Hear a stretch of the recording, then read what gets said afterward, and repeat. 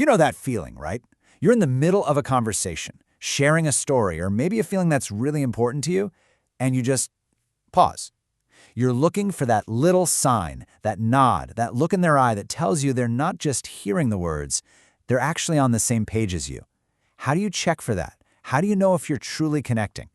Well, what if I told you there's a simple, everyday Japanese phrase that does all of that heavy lifting in one single word? Today, we're going to dive into the surprising power of wakaru. So this is it right here. Wakaru? It's a phrase you'll hear constantly if you're in Japan. And on the surface, its meaning seems super simple, but trust me, there is so much more going on underneath.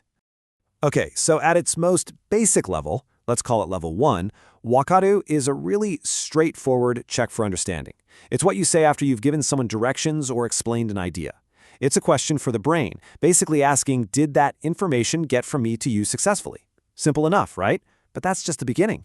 Because this is where the real magic happens. The true power of this word isn't in its dictionary definition. It's all about context. So let's look at two totally different situations that show how this one little word can go from being a question about logic to a question about pure feeling. So first, let's picture a purely factual scene. You're giving your friend directions to your new apartment. Okay, so you take a left at the big oak tree, go down 2 blocks, and it's the blue door on the right. Then you ask, wakaru? Here, the meaning is crystal clear. You're just asking, did you understand those instructions? Is the path clear? It's a simple, logical check. But now, let's totally flip the script. Imagine you just watched a really gut-wrenching movie with that same friend. The credits are rolling, you're both quiet, and you turn to them and say, man, that ending was just devastating. Wakaru? All of a sudden, the question has absolutely nothing to do with facts or plot points. You're not asking if they understood what happened, you're asking if they felt what you felt. It's a search for a shared emotion, for empathy. It means you feel this too, right? So what we're seeing is that this one little word is like a Swiss Army knife of communication. It's got these 3 distinct layers, or flavors, all depending on the moment. There's the factual check, do you understand? Then there's the check for shared knowledge, kind of like saying, you know what I'm talking about, right? And then, most powerfully, there's that reach for an emotional connection. You can relate to this, right? You get me? And this really illustrates a much deeper truth about how we talk to each other, doesn't it?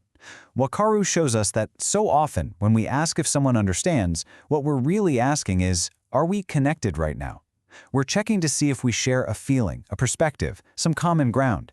It's about building a bridge between two people, not just sending a packet of data across.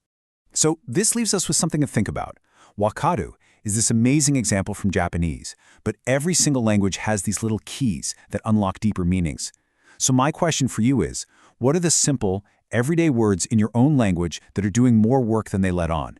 What words do you use not just to be understood, but to feel truly understood?